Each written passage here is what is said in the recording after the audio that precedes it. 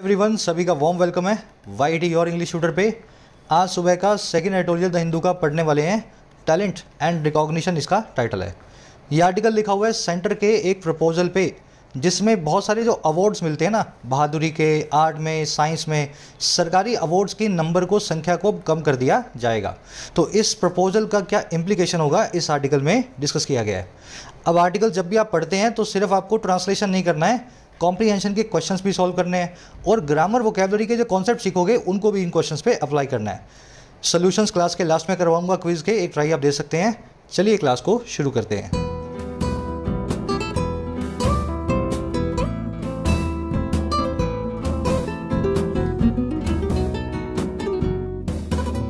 Alright, कह रहा है टैलेंट एंड रिकॉग्निशन।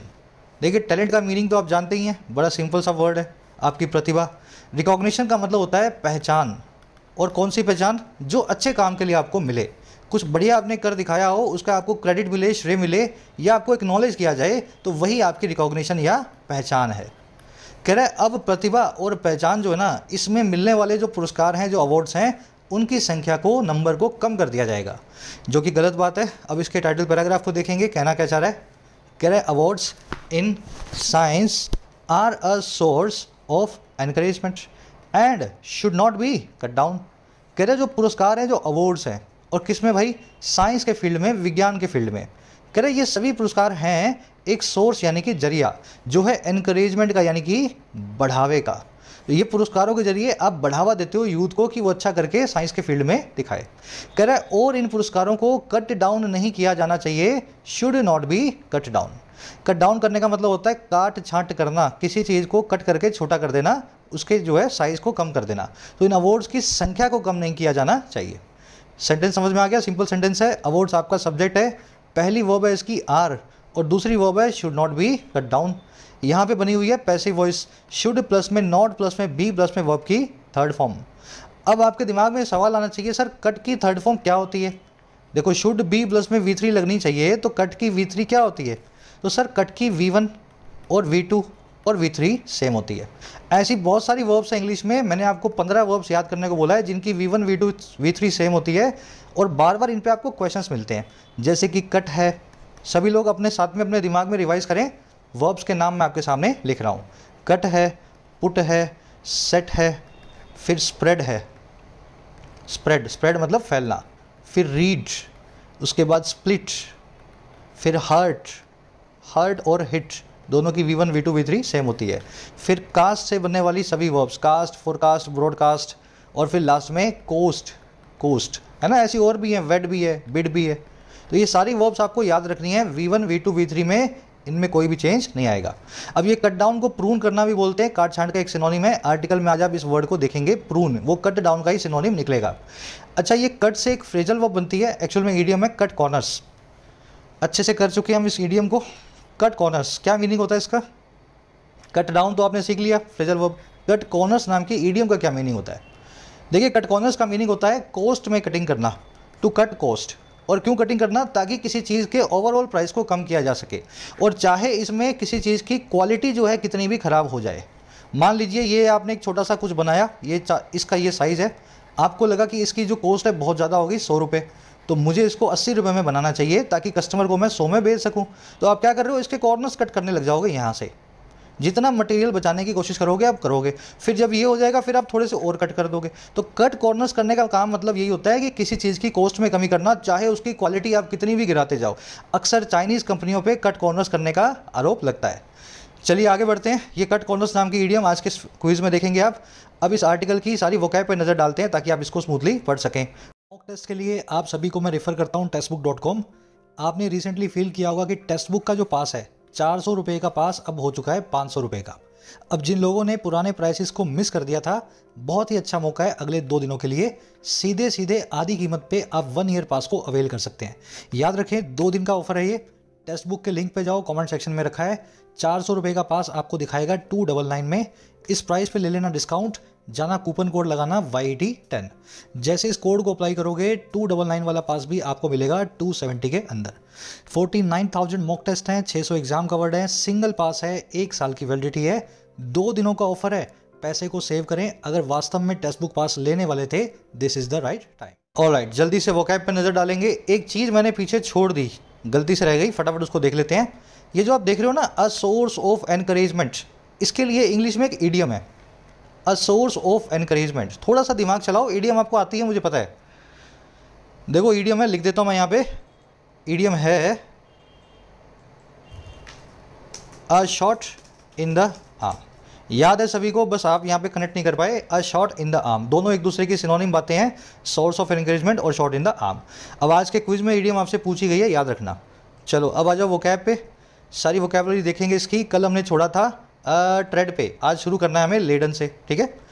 चलिए देखिए, लेडन का मतलब होता है रुको ना, कहाँ चला गया अरे यहीं चले थे इसको। देखिए लेडन का मतलब होता है बर्डन्ड, या किसी चीज़ से फिल्ड विद। जैसे his work profile is laden with great responsibility, उसकी वर्क प्रोफाइल जो है वो भरी हुई है या बोझिल है बहुत बड़ी रिस्पॉन्सिबिलिटी यानी जिम्मेदारी के साथ। लेडन को लेडन विद लिखा है ना आपने, वैसे इसको फ्रॉट विद भी बोलते हैं। आज आप फ्रॉट विद नाम का इसका सिनोनिम आर्टिकल में देखेंगे। अब ऐसा भी लिख सकते थे, his work profile is fraught with great responsibility, ठीक है। तो लेडन विद, फ्रॉट विद, दोनों में विद आएगा। नेक्स्ट वर्ड है हमारा नेक्स्ट वर्ड है हमारा वर्च्यू। वर्च्यू का मतलब होता है अच्छी चीज़ें, किसी चीज़ की, आपके गुण। गुण का बिल्कुल उल्टा होता है आपके बुराइयाँ, उसको बोलते हैं वाइस, है ना। वर्च्यू का एंटोनिम है वाइस। अब वर्च्यू के यानी गुण के बहुत सारे सिनोनिम्स भी हैं, जैसे कैरेक्टर, एडवांटेज या मेरिट। आज मेरिट नाम का इसका सिनोनिम आर्टिकल में देखेंगे। वर्च्यू इज़ बियॉन्ड प्राइस, आपके जो गुण हैं, आपकी जो मेरिट्स हैं, उनकी कोई कीमत नहीं है, वो बेशकीमती हैं, बियॉन्ड प्राइस है, उनका प्राइस नहीं लगाया जा सकता। अगला वर्ड है अपना डिस्पोज ऑफ। इस वर्ड का यही ध्यान रखना है आपको कि इसके बाद में ऑफ लगता है और डबल एफ नहीं लगता है। डिस्पोज ऑफ का मतलब होता है छुटकारा पाना, गेट रीड ऑफ समथिंग करना, सेटल करना किसी मामले को, किसी चीज़ को, है ना, उससे मुक्ति पा लेना। The killers try to dispose of the body by throwing it in a river. Killers ने कोशिश किया बॉडी को डिस्पोज ऑफ करने का, कैसे, इसको नदी में फेंक करके, थ्रोइंग इन द रिवर। तो ये डिस्पोज ऑफ नाम की फ्रेजल वर्ब आर्टिकल में आज आप देखेंगे। एक्चुअल में डिस्पोज ऑफ नहीं देखेंगे, आप देखेंगे डू अवे विद, इसकी सिनोनिमस है डू अवे विद, छुटकारा पाना, इसको देखेंगे। याद रख लेना, डिस्पोज ऑफ और गेट रिड ऑफ दोनों के बाद में ऑफ लगाना है और डबल एफ नहीं लगाना है। अगला वर्ड है फोर्टिट्यूड। फोर्टिट्यूड आपका वो एटीट्यूड है जो फोर्ट के जैसा है। फोर्ट मतलब मजबूत किला। फोर्टिट्यूड आपका वो एटीट्यूड है जो फोर्ट के जैसा है। फोर्टिट्यूड मतलब आपकी करेज, आपका स्ट्रेंथ, आपका ब्रेवरी, आपकी बहादुरी, है ना। बहादुरी को वेलर, गैलेंट्री भी बोलते हैं, टेनासिटी भी बोलते हैं। गैलेंट्री यानी बहादुरी को आज आप आर्टिकल में देखेंगे। और health care workers showed remarkable fortitude during the pandemic. हमारे हेल्थ केयर वर्कर्स ने दिखाया बहुत ही खास बहादुरी को पैंडेमिक के दौरान। तो यहाँ पे गैलेंट्री, वेलर कुछ भी लिख सकते थे फोर्टिट्यूड की जगह। गैलेंट्री अवार्ड आपने सुना ही होगा, बहादुरी के पुरस्कार जो मिलते हैं। लास्ट वर्ड है एम्बिट। एम्बिट का मतलब होता है दायरा, डोमेन या scope. Law making powers on police and agriculture fall under the ambit of states of India. कानून बनाने की ताकतें पुलिस पे और खेती पे ये दायरे में आती हैं भारत के राज्यों के, स्टेट्स ऑफ इंडिया के। तो एम्बिट के सिनोनिम है purview, orbit, jurisdiction, remit, sphere. आज आप रेमिट नाम का इसका सिनोनिम आर्टिकल में देखेंगे। रेमिट मतलब आपका दायरा। चलिए एक समरी अब दे दें आपको आर्टिकल की, किस बारे में लिखा हुआ है। 2018 में मोदी सरकार की एक नई पॉलिसी थी जिसमें अवार्ड्स को रीस्ट्रक्चर किया जा रहा था। रीस्ट्रक्चर करने का मतलब है उनका एक नया सिस्टम बिठाया जा रहा था जिसमें आम आदमी को भी अवार्ड्स मिल सकें, किसी नए आदमी को भी पद्म भूषण, पद्म विभूषण मिले। सेलिब्रिटीज़ को तो पहले से मिलते आ ही रहे हैं। अब इसी रीस्ट्रक्चरिंग को ये बहुत आगे ले गए और इनका नया डिसीजन ये है कि अब अवार्ड्स की संख्या को ही कम कर देंगे। अब ये संख्या ना केवल बहादुरी के अवार्ड्स की और खेलों में अवार्ड्स की होगी, बल्कि साइंस के अंदर जो अवार्ड्स मिलते हैं उनके अंदर भी होगी। हमारा आर्टिकल ये कह रहा है कि खेलों में संख्या करनी है तो कम कर दो, बहादुरी में संख्या कम करनी है तो कर दो, लेकिन साइंस में अवार्ड्स की संख्या को कम मत करना। क्योंकि एक अच्छा साइंटिस्ट ट्रेन नहीं किया जा सकता, स्पोर्ट्समैन और एक अच्छा सिपाही तो ट्रेन किया जा सकता है। साइंटिस्ट अपनी प्रतिभा से निकलते हैं। अगर अवार्ड्स कम कर दोगे तो यूथ में प्रतिभा की कमी हो जाएगी। इन अवार्ड्स की वजह से ही प्रतिभा निखर करके आती है। अवार्ड में कुछ पैसे मिलते हैं, कुछ स्कॉलरशिप्स मिलती हैं, तो साइंस में नहीं मिलेंगी। अब कहने का मतलब है ये। तो आज की टोन है सजेस्टिंग और कंसर्न, चिंता जता रहा है कि साइंस के अंदर आगे जाके क्या होगा अगर आपने वजीफे और स्कॉलरशिप देनी बंद कर दी तो। शुरू करें आर्टिकल को। चलो सिंपल सही है, बहुत मुश्किल आर्टिकल नहीं है आज का। कह रहे the centre has decided that awards, prizes and fellowships by various ministries and departments need a wholesale री लुक। कह रहे हैं हमारे सेंटर ने डिसाइड किया है, सेंटर का मतलब है भारत सरकार।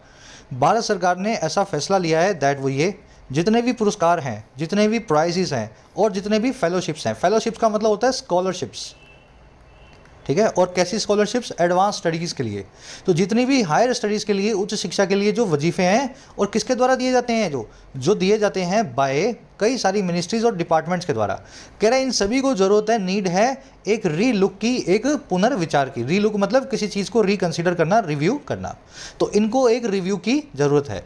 और ये रिव्यू कैसा होगा? ये रिव्यू होगा सर होलसेल। होलसेल का मतलब है थोक के भाव, यानी सभी का होगा, एक साथ होगा, बड़ा एक री लुक किया जाएगा। सेंटर सब्जेक्ट है, हैज डिसाइडेड इसकी वर्ब है, अवार्ड्स, प्राइजेस और फेलोशिप्स की वर्ब है नीड। होलसेल का मतलब आप जानते हैं बड़े स्केल पे, मोटे लेवल पे। फेलोशिप होती है एक ऐसी चीज़, एक ऐसी मतलब समझ लो एक ऐसी स्कॉलरशिप जो हायर स्टडीज़ के लिए मिले। जैसे किसी यूनिवर्सिटी के अंदर आप साइंटिस्ट बनना चाहते हैं तो वहाँ पे आपको स्कॉलरशिप मिल गई, आप थोड़ा रिसर्च कर रहे हैं, थोड़े पैसे भी मिल रहे हैं आपको, तो ये होती हैं फेलोशिप्स। होलसेल नाम का वर्ड आपने देख तो लिया, लेकिन इस वर्ड को होलसम से जो है कन्फ्यूज़ नहीं करना है। होलसम का क्या मीनिंग होता है, सभी लोग कमेंट करेंगे। करवाता रहता हूँ ये वर्ड्स आपको, सबको आने चाहिए। होलसम का मीनिंग होता है ऐसी चीज़ जो बहुत हेल्दी हो, जो बहुत अप्रोप्रिएट हो। इसके लिए हमारे पास अच्छे अच्छे वर्ड्स हैं, फटाफट मैं लिख देता हूँ यहाँ। होलसम मतलब हेल्थफुल, हेल्थफुल। इसको एक और वर्ड से बताया जाता है सेल्यूब्रियस, सेल्यूब्रियस, ठीक है, सेल्यूब्रियस। तो हेल्थफुल, सेल्यूब्रियस या अच्छी चीज़ के लिए होलसम वर्ड को यूज़ करते हैं। दोनों अलग वर्ड्स हैं, कन्फ्यूजन मत डालना। आगे कह रहे The Ministry of Home Affairs, which is executing this directive, has moved much beyond its usual remit. कह रहे जो मिनिस्ट्री ऑफ होम अफेयर्स है, जो गृह मंत्रालय है, जो कि एग्जीक्यूट कर रहा है, जो कि अंजाम दे रहा है इस ऑर्डर को, इस डायरेक्टिव को। सेंटर ने जो सोचा है कि अवार्ड्स की जो है रिलुक करेंगे, इस ऑर्डर को जो एग्जीक्यूट कर रहा है, कह रहा है ये जो मिनिस्ट्री है ना, ये मूव कर गई है, ये आगे बढ़ गई है। और कितना, बहुत ही ज़्यादा आगे, मच बियॉन्ड। और किसके आगे, किसके पार, अपने यूजुअल रेमिट के, अपने नॉर्मल जो है दायरे के। तो अपने दायरे से बाहर चला गया है मिनिस्ट्री ऑफ होम अफेयर्स। अब ये दायरा किसका है? ये दायरा है of awards for police officers and gallantry medals. ये दायरा है अवार्ड्स देने का पुलिस ऑफिसर्स को और गैलेंट्री मेडल्स देखने का। गैलेंट्री मेडल्स कौन से होते हैं? बहादुरी के अवार्ड्स, परमवीर चक्र, इस तरह के जो मिलते हैं ना। तो गैलेंट्री अवार्ड्स जो, और पुलिस को जो अवार्ड्स मिलते हैं, उनके दायरे से आगे बढ़ गया है। और इसने क्या कर दिया इस मिनिस्ट्री ने erupted into the world of scientific and medical research. ये मिनिस्ट्री जो है बिन बुलाए घुस गई, इरप्ट कर गई। इरप्ट का मतलब होता है कहीं पे घुस जाना, ना बुलाया गया हो आपको तब भी। तो ये मिनिस्ट्री जबरन घुस गई है इस दुनिया में, इस वर्ल्ड में जो है साइंटिफिक और मेडिकल रिसर्च की। तो कहो होम मिनिस्ट्री का काम होता है देश की सुरक्षा देखना, इंटरनल सुरक्षा, है ना। तो पुलिस और गैलेंट्री मेडल से आगे बढ़ के साइंस और मेडिकल रिसर्च के अंदर भी ये मिनिस्ट्री जो अब टांग फंसाने लगी है। मिनिस्ट्री की वर्ब है हैज़ मूव्ड पहली, दूसरी वर्ब है इरप्टेड। इरप्ट का मतलब होता है किसी चीज़ के अंदर घुस जाना, इंट्रूड करना, go somewhere without invitation. Erupted के आगे भी हैज़ लगा हुआ है, हैज़ को दूसरी बार नहीं लिखा गया। हेल्पिंग वर्ब एक बार लिख दी, दूसरी बार छोड़ दी। रेमिट का मतलब है दायरा, domain, scope, jurisdiction, purview. Gallantry आप जानते हैं बहादुरी, वेलर, है ना, आपकी जो है ब्रेवरी, टेनासिटी कहलाती है आपकी गैलेंट्री। इसको फोर्टिट्यूड भी बोलते हैं गैलेंट्री को। चलो और आगे बढ़ते हैं। और इस मिनिस्ट्री ने क्या किया भाई? कह रहा है India's scientific ministry recently made presentations to the Union Home Secretary Ajay Bhalla on awards given to scientists at different stages of their career। कह रहा है इंडिया की जो साइंटिफिक मिनिस्ट्रीज हैं, इन्होंने हाल ही में एक प्रेजेंटेशन को मेक किया। इन्होंने एक presentation the. Make a presentation का मतलब है कई सारी प्रेजेंटेशन इन्होंने दी। और किसको दी भाई? यूनियन होम सेक्रेटरी को, होम मिनिस्ट्री के सचिव को, जिनका नाम क्या है? अजय भल्ला साहब। अब ये प्रेजेंटेशन किस पे थी? ये प्रेजेंटेशन थी, ऑन लगा के बता रहे हैं, अवार्ड्स गिवन टू साइंटिस्ट। बहुत सारे जो अवार्ड्स जो दिए जाते हैं हमारे वैज्ञानिकों को, और कहाँ पे? उनके करियर की डिफरेंट स्टेजेस पे, at different stages of their career. तो ये हुआ है। मिनिस्ट्री की वर्ब है इन सब की मेड। और कुछ देखने वाला है नहीं। जो भी मिनिस्ट्री है, जो भी सेक्रेटरी है, सरकारी पोस्ट, सरकारी मंत्रालय है, हमेशा उसके आगे द लगाएं, प्रॉपर नाउन की तरह ट्रीट करें, पहले अक्षर को हमेशा बड़ा रखें, है ना। चलो, कह रहे they also had to list out which were national awards and which were funded out of private endowments. कह रहे हैं उनको लिस्ट आउट भी करना पड़ा। लिस्ट आउट करने का मतलब होता है लिस्ट बनाना। तो इनको एक लिस्ट बना के बताना भी पड़ा, किनको? मिनिस्ट्रीज को, कि क्या, कि कौन से अवार्ड्स तो नेशनल अवार्ड्स थे और कौन से अवार्ड्स ऐसे थे जो फंड किए गए थे प्राइवेट एंडोमेंट से। एंडोमेंट का मतलब होता है सहारा या हेल्प, जो प्राइवेट सेक्टर की मदद से जो दिए जाते हैं वो कौन से हैं, और सरकार जेब से देती है नेशनल अवार्ड्स, वो कौन कौन से हैं। दे की वर्ब है हैड टू डू समथिंग, मतलब किसी काम को उनको करना पड़ा तो they had to list out. Which की वर्ब है वर, विच की वर्ब है वर फंडेड। एंडोमेंट का मतलब होता है स्पॉन्सरशिप, प्राइवेट से जो मिलने वाली हेल्प है वो है प्राइवेट एंडोमेंट्स। आगे कह रहे हैं दो a final call is yet to be taken, the quorum and this consisted of secretaries and the heads of each of these ministries was of the opinion that most awards ought to be done away with। कह रहा है हालांकि दो एक final call यानी कि final decision, कह रहा है वो अभी भी येट टू बी टेकन है, उसका लिया जाना बाकी है। फाइनल डिसीजन अभी तक नहीं लिया गया है कि साइंस के फील्ड में कितने अवार्ड्स रखेंगे, कितने निकालेंगे, ऐसा तो है। कह रहा है फिर भी हुआ ये कि जो कोरम है, कोरम का मतलब होता है ग्रुप, उसकी वो वाला ग्रुप जो मिनिमम रिक्वायर्ड हो किसी काम को करने के लिए, है ना। तो कह रहे जो कोरम है जो मिनिमम ग्रुप है। अब ये बीच वाला क्या है, मैं पूरा छोड़ने वाला हूँ, यहाँ से लेकर के यहाँ तक का, ये आपको थोड़ा कंफ्यूज करेगा, तो इसको छोड़ दो, बाकी का पढ़ लो। कह रहे फाइनल डिसीजन बाकी है, लेकिन फिर भी जो कोरम है ना, ये वॉज ऑफ द ओपिनियन था, कोरम की ये ओपिनियन थी, इनका ये मानना था। दैट क्या मानना था कि ज़्यादातर जो अवार्ड्स हैं, मोस्ट अवार्ड्स जो हैं, उनसे डन अवे विद किया जाना चाहिए, उनसे मुक्ति पा लेनी चाहिए। तो कोरम ने यही बोला, अभी फाइनल डिसीजन लेंगे तब देखेंगे, लेकिन अभी तक हमें ये लगता है कि ज़्यादातर साइंस के अवार्ड जो हैं हटा देंगे तो अच्छा जो है काम हो जाएगा। कह रहा and ministries could either retain only some of the national awards और इंस्टीट्यूट 1 और 2 हाई स्टेटस अवार्ड्स। कह रहे या तो वो जो मिनिस्ट्रीज हैं साइंस वाली, या तो वो रिटेन करेंगी, बना के रखेंगी महज कुछ एक ही नेशनल अवार्ड्स को, और या फिर वो शुरू करेंगी, इंस्टीट्यूट करेंगी 1 या 2 हाई अवार्ड्स को, बड़े अवार्ड्स को। तो अब इनका यही मानना है कि छोटे मोटे अवार्ड्स को तो हटा ही दो, बड़े बड़े अवार्ड्स रख लो, 1-2 रख लो, बस वही साल में आपको देने हैं। अब ये आपने जो पढ़ा है बीच वाला छोड़ के, इसकी अपने देख लेते हैं लिखा क्या हुआ था। ये जो बीच में आप देख रहे हैं ना, ये कोरम के बारे में लिखा हुआ है। कह रहा है quorum and this consisted of secretaries and the heads of each of these ministries.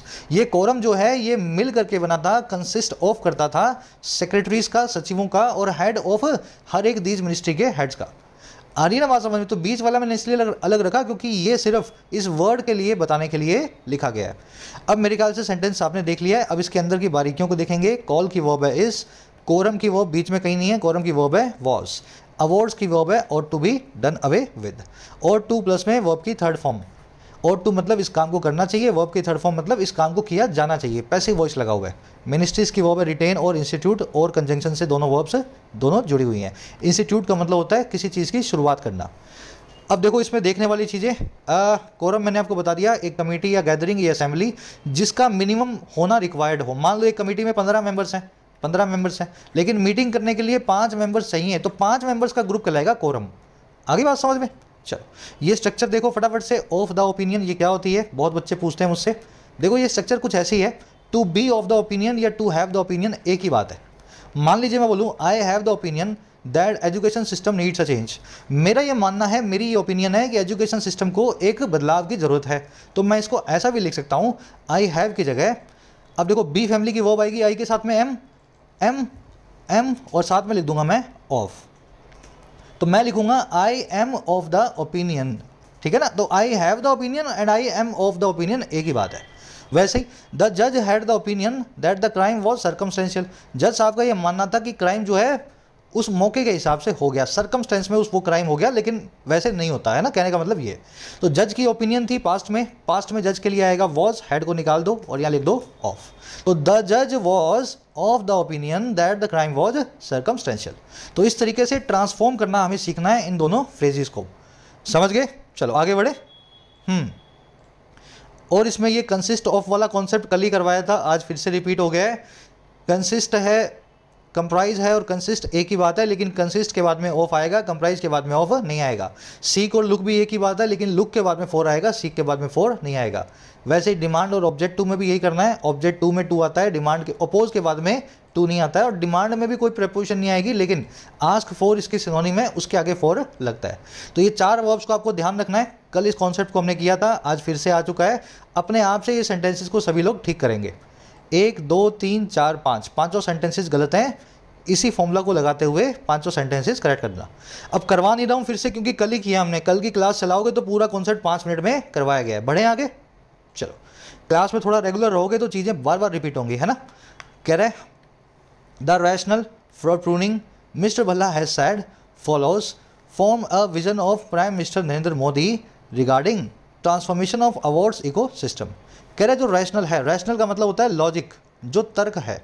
कह रहे जो तर्क है ना इस प्रूनिंग के लिए, प्रून वर्ड देख चुके हो ना, कट डाउन करना, प्रून करना, काट छांट करना।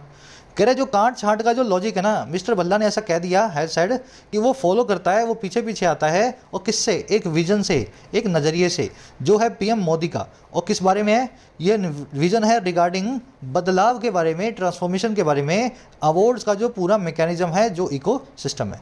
तो मोदी साहब का कुछ एक विजन है कि अवार्ड्स के सिस्टम को चेंज करना है हमें। वहीं से भल्ला साहब बोल रहे हैं, होम मिनिस्ट्री के सेक्रेटरी, होम सेक्रेटरी, कि यहीं से हम इस काट छांट को भी लेकर के आए हैं। रैशनल की वर्ब है फॉलोस, भल्ला साहब की वर्ब है हैज हेड, प्रूनिंग मतलब कट डाउन, किसी चीज़ में काट छांट।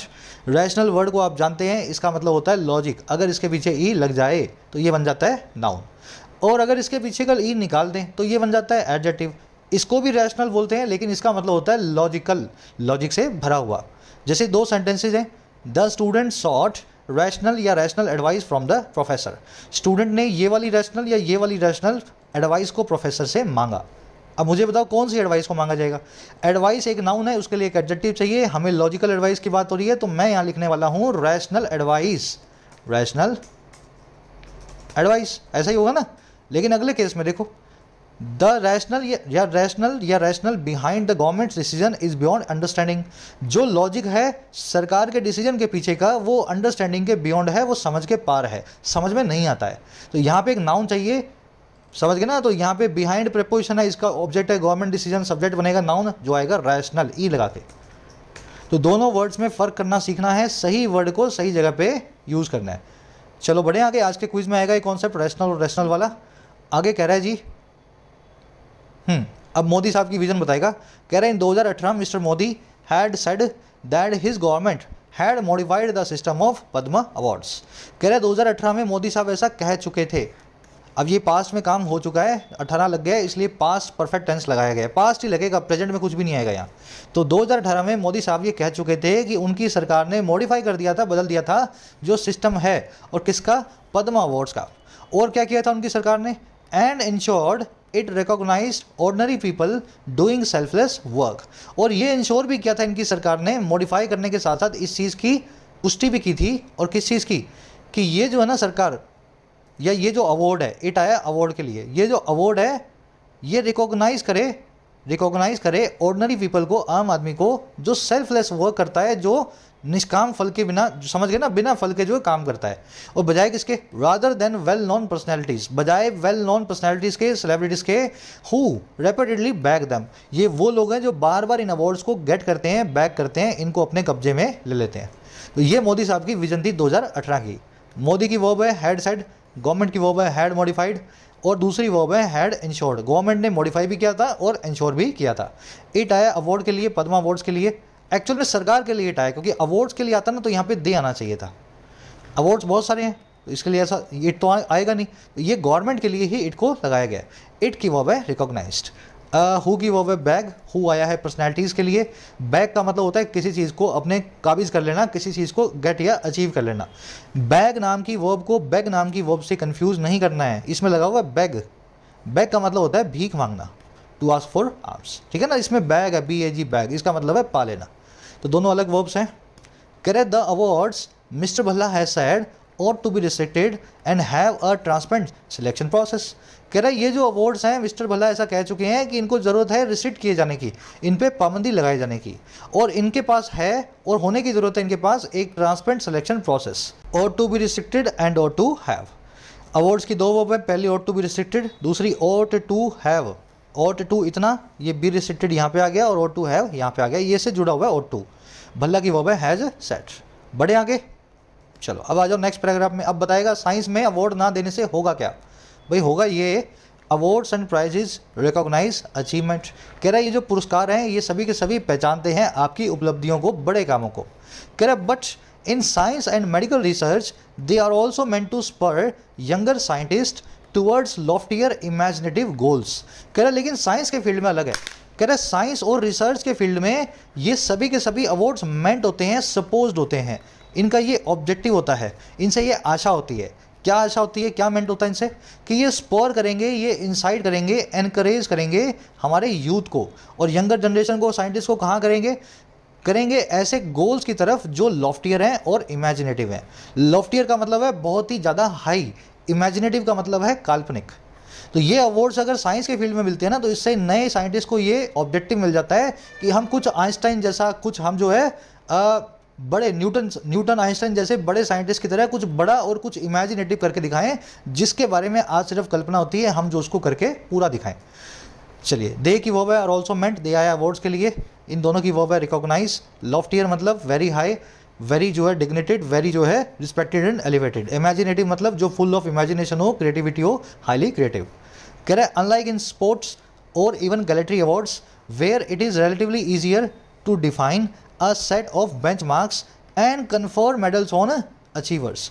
कह रहा है अनलाइक इन स्पोर्ट्स, स्पोर्ट्स से बिल्कुल उल्टा। कह रहा है और यहाँ तक कि गैलेंट्री अवार्ड्स भी, ऐसे अवार्ड जो बहादुरी के लिए दिए जाते हैं, कह रहा है इनसे बिल्कुल उल्टा। जहाँ पे क्या होता है इन दोनों में, कह रहे जहाँ पे ये तुलनात्मक रूप से आसान है, रिलेटिवली ईजियर है। और क्या डिफाइन करना, परिभाषित करना एक सेट ऑफ बेंचमार्क्स को, बेंचमार्क मतलब कसौटियाँ, सेट मतलब ग्रुप, तो एक कसौटियों के समूह को डिफाइन करना बड़ा आसान है। और क्या आसान है, and confer medals on achiever, और कन्फर करना आसान है मेडल्स को अचीवर्स के ऊपर। कन्फर ऑन का मतलब होता है देना, यानी गिव करना। तो जहाँ बहुत आसान है मेडल्स देना किसी भी अचीवर को। बहादुरी आपने दिखाई है, चलो जी दे देंगे आपको। स्पोर्ट्स में कुछ अवार्ड लेके आए हो, चलो जी दे देंगे आपको। कह रहे हैं इससे बिल्कुल उल्टा हुआ। क्या हुआ, ये कि scientific research is open ended. Scientific research open ended है, इसको डिफाइन नहीं किया जा सकता। ओपन एंडेड का मतलब है इसके सिरे खुले हैं, कोई डेफिनेशन इसकी नहीं होती। कह रहा है एंड सर्क्यूटस, और ये बड़ी घुमावदार होती है, सीधी सीधी नहीं होती। कह रहा है and as the history of science reveals punctuated by lucky breaks, और जैसा कि साइंस की हिस्ट्री ने हमें रिवील किया है, ये जो साइंटिफिक रिसर्च है ना, ये पंक्चुएटेड होती है लकी ब्रेक्स के द्वारा। पंक्चुएटेड का मतलब होता है मार्क्ड, इस पे बोल वाला होता है लकी ब्रेक्स का। आप हो सकता है बहुत ही अच्छे साइंटिस्ट हों और आप ज़िंदगी भर कुछ भी ईजाद ना कर पाएँ, और आप जो काम करें उस काम के ऊपर एक नया साइंटिस्ट जो है आपके जाने के बाद में कुछ नया जो है इन्वेंशन करके दिखा दे, तब आपको रिकॉग्निशन मिलेगी जा करके। तो साइंटिफिक रिसर्च ऐसी नहीं है कि कोई मेडल जीत लाए तो चलो आपको एक अवार्ड दे देते हैं, है ना, स्पोर्ट्स में, गैलेंट्री में। ये बिल्कुल ओपन एंडेड है, बड़ी घुमावदार है, और आपका लक बड़ा काम करता है इसके अंदर। रिसर्च की वर्ब है इज, हिस्ट्री ऑफ साइंस की वर्ब है रिवील्स, पंक्चुएटेड का मतलब है मार्क्ड या फिर समझ गए ना, डोमिनेटेड भी बोल सकते हैं पंक्चुएटेड को। सर्क्यूटस का मतलब होता है गोल गोल, जो सीधा साधा ना हो, जो स्ट्रेट फॉरवर्ड ना हो, इनडायरेक्ट हो, कॉम्प्लिकेटेड हो। लकी ब्रेक्स का मतलब है आपकी किस्मत की वजह से मिलने वाले आपको ब्रेक्स। और इसमें देखने वाली चीज़ें क्या क्या हैं, इट की वर्ब ये देख लिया आपने। रिलेटिवली ईजियर, यहाँ पे एक एरर है। कंपैरेटिवली और रिलेटिवली दोनों के साथ में कंपैरेटिव डिग्री को यूज़ नहीं किया जाता। आपको क्या लिखना चाहिए रिलेटिवली के साथ में, यहाँ लिखना चाहिए ईजी, है ना। ईजियर तो खुद ही कंपैरेटिव डिग्री है, रिलेटिवली और कंपैरेटिवली के साथ में इसकी ज़रूरत नहीं है। रिलेटिवली लग गया तो ईजी लिखो, पॉजिटिव डिग्री को यूज़ करो। तो ये गलती इससे हो गई है। एक यहाँ पे स्ट्रक्चर है, वो मैं आपको करवा देता हूँ, स्पेशली लिख करके लाया हूँ मैं। अगर किसी चीज़ को किसी को देते हो, और वो चीज़ क्या है, कोई अवार्ड, कोई प्राइज़, कोई रिकॉग्निशन, है ना, तो आप कन्फर नाम के वर्ड को भी यूज़ कर सकते हो। मान लीजिए मैं ऐसा बोलूँ, this year's Filmfare award will be given to an animated movie. इस साल का फिल्मफेयर अवार्ड दिया जाएगा एक एनिमेटेड मूवी को। तो मैं यहाँ गिवन टू की जगह ऐसा भी लिख सकता हूँ, will be conferred on, conferred on, ठीक है। तो गिवन टू भी ठीक है, लेकिन अवार्ड्स के लिए हमने कन्फर नाम का एक स्पेशल वर्ड बनाया हुआ है। इसके बाद में हमेशा ऑन आएगा, याद रखना। कन्फर टू, कन्फर विद, ऐसा कुछ भी नहीं लगेगा। याद रहेगी स्ट्रक्चर। बढ़े आगे, चलो। वैसे तो आर्टिकल सिंपल है, बीच बीच में छोटे छोटे बारीक पॉइंट्स आज है ना। कह रहा है it is possible to train talented youth to be Olympians और इंटरनेशनल क्रिकेटर्स। कह रहा है बहुत आसान है, पॉसिबल है ये ट्रेन करना, ट्रेनिंग देना टैलेंटेड यूथ को, प्रतिभावान जवानों को ओलंपियन बनने के लिए या इंटरनेशनल क्रिकेटर बनने के लिए। कह रहा है but impossible to create an Einstein और चंद्रशेखर। कह रहा है लेकिन ये इम्पॉसिबल है कि आप एक क्रिएट कर सकें आइंस्टाइन या चंद्रशेखर को। टैलेंट ही नहीं, आपका लक भी होना चाहिए, और उस आदमी को खुद से मेहनत करनी पड़ेगी। ट्रेन नहीं कर सकते आप किसी को आइंस्टाइन बनने के लिए। अगर कर सकते होते तो हर कंट्री में दो दो आइंस्टाइन तो होते कम से कम।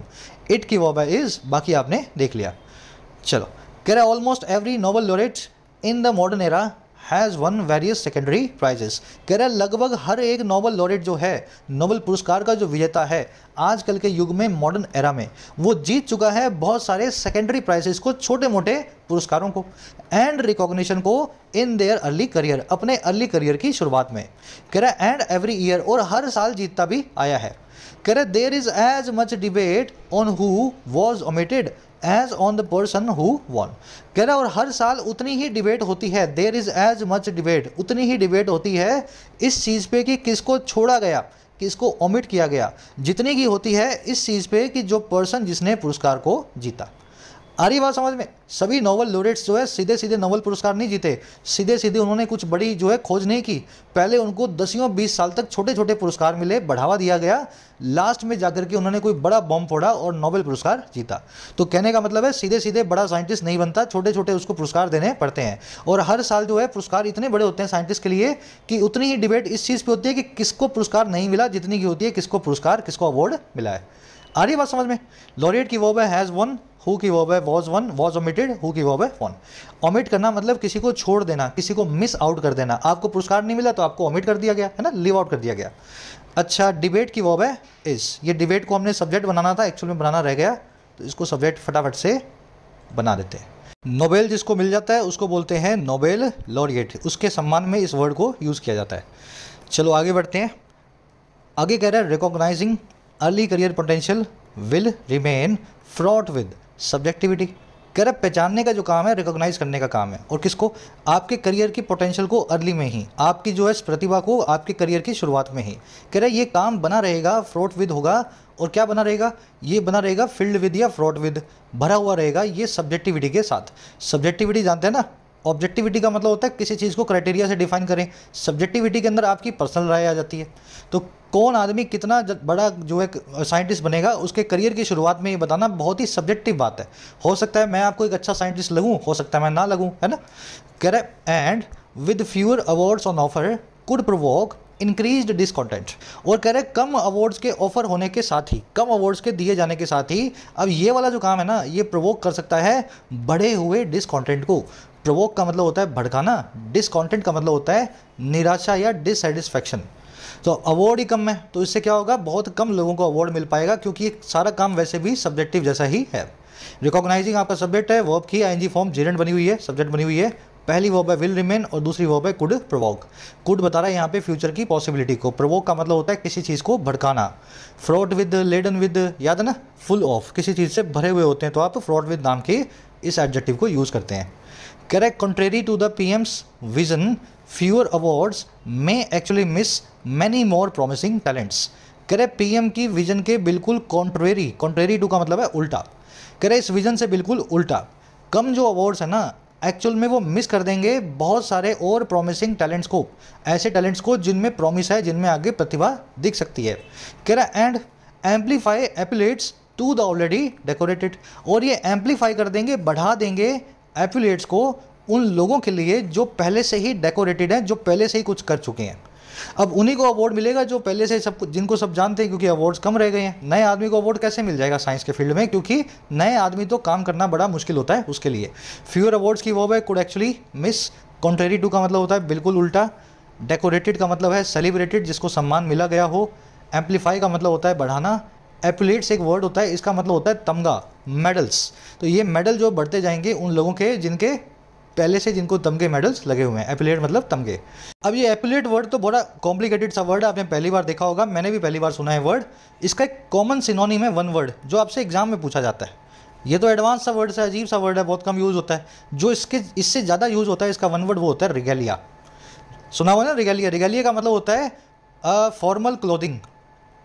फॉर्मल क्लोथिंग जो कि जुड़ी हुई हो किसी रॉयल पर्सन से। जैसे प्रिंस चार्ल्स हैं, वो महारानी के उसमें आए फ्यूनरल के अंदर, तो उन्होंने रिगेलिया पहना होगा, उन्होंने बिल्कुल वो मेडल वेडल सब जो अपना पहन करके आए होंगे। वैसे ही आर्मी के ऑफिसर्स भी होते हैं जो किसी बड़े डे के ऊपर अपने सारा जो है ड्रेस को, यूनिफॉर्म को, मेडल्स को पहनते हैं, तो उसको बोलते हैं रिगेलिया। एक रॉयल यूनिफॉर्म जो रॉयल लोग पहने किसी रॉयल मौके पर। याद रखेंगे इस वन वर्ड को आज। चलिए आगे बढ़ें। ये एपिलेट वर्ड पहली बार मैं भी सुन रहा हूँ, थोड़ा अजीब सा वर्ड है ये। कह रहे अवार्ड्स कॉस्ट मिनिस्ट्रीज मनी। कह रहे ये अवार्ड्स हैं, ये कॉस्ट करते हैं इनकी कीमत आती है मिनिस्ट्रीज के ऊपर, और क्या कीमत आती है? पैसे की। इन अवार्ड्स में मिनिस्ट्री के पैसे लग जाते हैं। कह रहे but the meeting did not discuss whether cutting cost was a factor. कह रहे लेकिन जो मीटिंग है इसने बिल्कुल भी डिस्कस नहीं किया हाँ या ना, जो कट करने का काम था कॉस्ट को, पैसे को कम करने का काम था, खर्चे को, ये कोई फैक्टर था भी या नहीं। और किसमें? इन द रेशनलाइजेशन, इस पूरी एक्सरसाइज में रेशनलाइजेशन की, यानी कि रीस्ट्रक्चरिंग की। रेशनलाइजेशन मतलब किसी चीज़ का फिर से ढांचा बनाना। तो जो सब उलट पलट कर रहे हैं, इस उलट फेर में पैसे की कोई बात तो हुई नहीं मीटिंग के अंदर। हम मानते हैं पैसा खर्च होता है सरकार का, लेकिन पैसे की बात तो हुई नहीं, फिर अवार्ड्स को कम करना नहीं बनता। अवार्ड्स की वर्ब है कॉस्ट, मीटिंग की वर्ब है did not discuss, cutting cost की वर्ब है वॉज, है ना, वॉज। या लगा दूँ वॉज। रेशनलाइजेशन मतलब ओवरऑल रीस्ट्रक्चरिंग, जो है उलट फेर। कह रहा as it is unclear what existing problems the new scheme solves, the center should reconsider the merits of its proposal। कह रहा है क्योंकि ये बात अभी भी अनक्लियर है, ये बात अभी भी साफ नहीं है, कौन सी एग्जिस्टिंग प्रॉब्लम्स नई स्कीम जो है सॉल्व कर देगी, कौन सी समस्याएं जो भी हैं वो सॉल्व हो जाएंगी। कह रहा है इसलिए जो सेंटर है ना, इसको रिकंसीडर करना चाहिए, रिव्यू करना चाहिए मेरिट्स को, गुणों को, अच्छी चीज़ों को अपने इस प्रपोजल की, इस मसौदे की। आई बात समझ में? कोई प्रॉब्लम इससे सॉल्व नहीं हो रही, तो इस मसौदे को, इस प्रपोजल को आगे बढ़ाना जरूरी नहीं लगता, सेंटर को पुनर्विचार करना चाहिए। सब्जेक्ट वर्ब को देखेंगे, इट की वर्ब है इज, स्कीम की वर्ब है सॉल्व्स, सेंटर की वर्ब है शुड रिकंसीडर। मेरिट गुण, वाइस, याद है ना, एडवांटेज, किसी चीज़ की गुड थिंग्स होती हैं उसकी मेरिट्स। चलिए इंटरेस्टिंग आर्टिकल था, मेरे हिसाब से बहुत ईजी था आज का आर्टिकल, लेकिन हमने बीच बीच में इसको बारीकियों को डिस्कस करते हुए थोड़ा सा इसको अच्छा बनाने की कोशिश की है ना। आज का क्विज आपके सामने है, 6 क्वेश्चन आपके सामने हैं। फर्स्ट क्वेश्चन कॉम्प्रिहेंशन का है, साइंस कैसे स्पोर्ट्स से डिफरेंट है, ये आपको बताना है। तो अच्छे से कर चुके हैं हम, आइंस्टाइन बनाना मुश्किल होता है, स्पोर्ट्समैन बनाना आसान होता है, तो कैसे डिफरेंट है इन चारों में से एक ही चीज़ जो है सच है, बाकी तीनें गलत हैं। जो सच है वो उसको आपको जो है निकाल के लाना है। आंसर फर्स्ट कमेंट में डाल रहा हूँ, इसी वीडियो के नीचे जाके चेक कर लेना। सेकंड क्वेश्चन में पूछा है पैराफर्नेलिया, पैराफर्नेलिया का मतलब होता है सारे उपकरण या सारे के सारे इक्विपमेंट, और क्लोथिंग जो इंडिकेटिव होती है रॉयल्टी की, रॉयल्टी का मतलब होता है शाहीपना, शाहीपने की पोशाक को क्या बोलते हैं, कहने का मतलब ये सारी पैराफर्नेलिया और क्लोथिंग आ गई, इसमें मेडल, यूनिफॉर्म, सब चीज़ें आ चुकी हैं। तो वन वर्ड आपको अभी कराया मैंने, एपुलेट का सिनोनिम क्या होता है इसमें बता देना। कट कॉर्नर्स ईडीएम का मीनिंग क्या होता है, तो कट कॉर्नर्स को मैंने आपको समझाया था शुरू में ही, कॉर्नर्स को कट करके क्या किया जाता है, चाइनीज़ कंपनियाँ क्या करती हैं। चौथे और पाँचवें में 2 एरर्स निकालनी है आपको, एरर्स निकलेगी, एक तो यहाँ पे आपको हिंट दे रहा हूँ मैं, और दूसरी एरर मिलेगी कन्फर्म नाम की वर्ब के आसपास। इसको सही तरीके से यूज़ करना आपको आना चाहिए। 6 के अंदर आपसे पूछा है सर्क्यूटस का ऑपोजिट क्या होगा। सर्क्यूटस आपको बता दिया मैंने, सर्कल से मिलके बना है ये, है ना। तो सर्कल से मिलने वाली चीज़ का ऑपोजिट क्या होता है, कॉम्प्लेक्स होता है, इसोट्रिक होता है, स्ट्रेट फॉरवर्ड होता है, या कोरम होता है। बाकी सभी वर्ड्स तो इसी आर्टिकल में आ चुके हैं, इसोट्रिक नहीं आया है। इसोट्रिक आपको अगर आप जाओगे ना तो आपको मिल जाएगा इस वाली शीट के अंदर, इस शीट को आप खोल लो, इसोट्रिक नाम का वर्ड रखा है, बहुत बार डिस्कस हो चुका है, तो यहाँ से उसका मीनिंग भी आप निकाल सकते हैं। इसोट्रिक होती है डिफिकल्ट टू अंडरस्टैंड, ऐसी चीज़ जो रॉकेट साइंस के जैसी हो, है ना। चलिए रैप अप करें सेशन को। 6 क्वेश्चंस आपके सामने हैं, आउट ऑफ 6 कितने मार्क्स मिले जरूर से बताओ, इसी वीडियो के फर्स्ट कमेंट में आपका आंसर रखा है। राइटिंग, एसएससी, बैंकिंग, बहुत सारा नया कंटेंट आ रहा है, चीज़ें अपडेट हो रही हैं नए पैटर्न के हिसाब से, है ना। तो प्रीलिम्स, मेंस, कॉम्बो सब कुछ अवेलेबल है, आप मेहनत करने वाले बनो। ऐप को डाउनलोड करो, कमेंट सेक्शन में लिंक रखा हुआ है। कोर्सेज को लास्ट मोमेंट के लिए नहीं छोड़ना है, 15 दिनों में भगवान भी आपको तैयारी नहीं करवा सकता, मेरी तो बात ही कुछ और है। तो 2-3 महीने अपने आप को जरूर से देने हैं। ये नंबर है व्हाट्सएप, टीम से बात कर सकते हैं वाया व्हाट्सएप अगर कोई भी क्वेरी आपकी हो। Until then signing out.